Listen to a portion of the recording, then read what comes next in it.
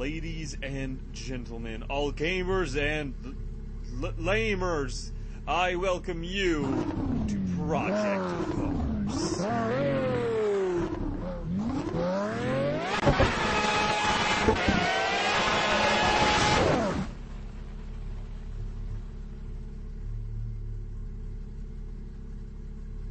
Welcome to Project Cars.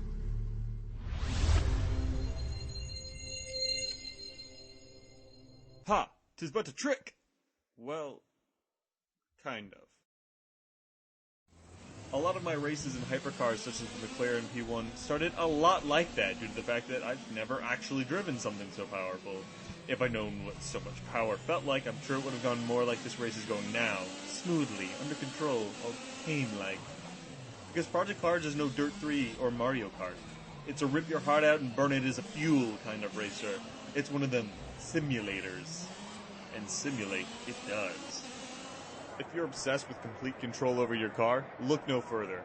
Project Cars simulates in meticulous detail every single aspect of racing, down to the difference in tire pressures on a particular tire compound after intense braking on a moist track. If you didn't follow that, don't worry. Or do.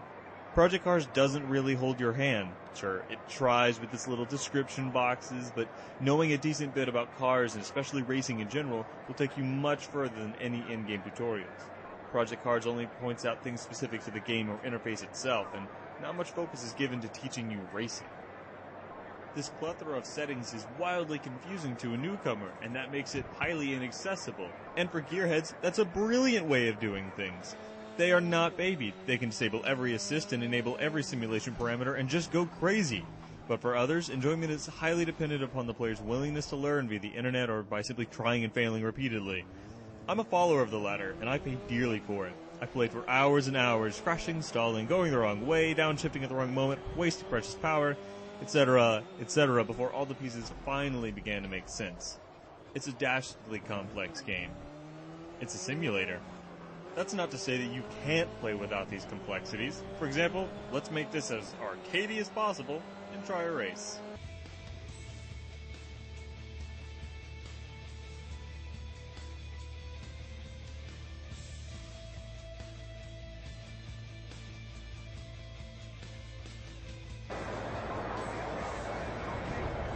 Go, go, go!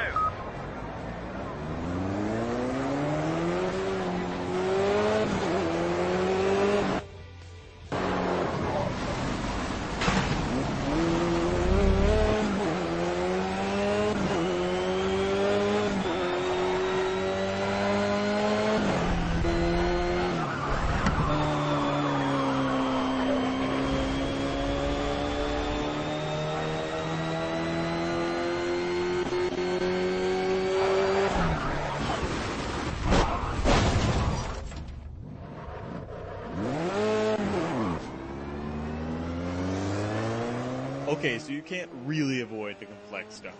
The main effect of nerfing the settings is that the difficulty doesn't really change. It's reasonably realistic the entire time. Racing without these safeguards allows for an increase in difficulty at times.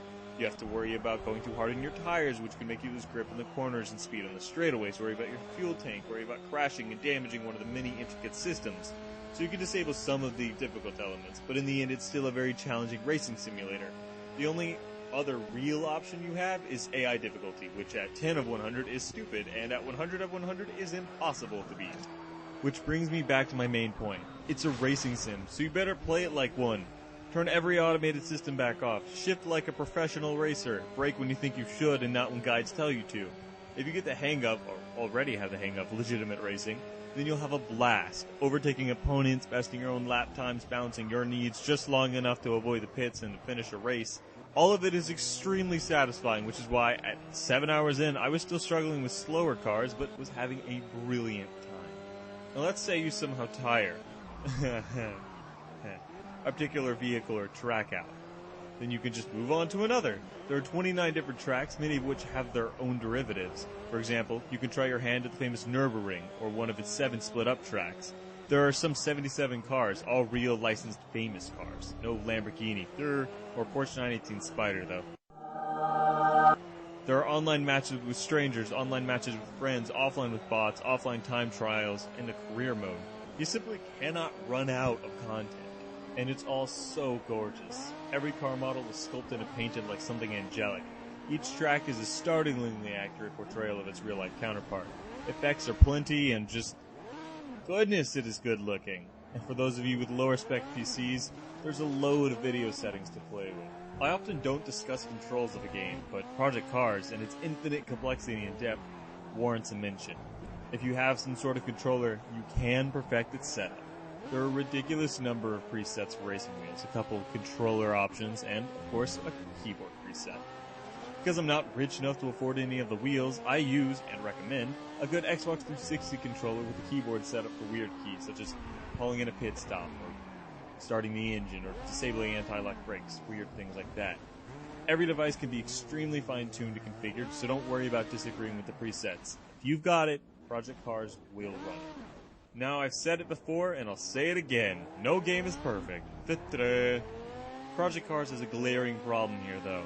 For those who want to play it but don't know how to race, there lies a very frustrating journey ahead. Project Cars would do well to introduce tutorials on the actual mechanics of racing.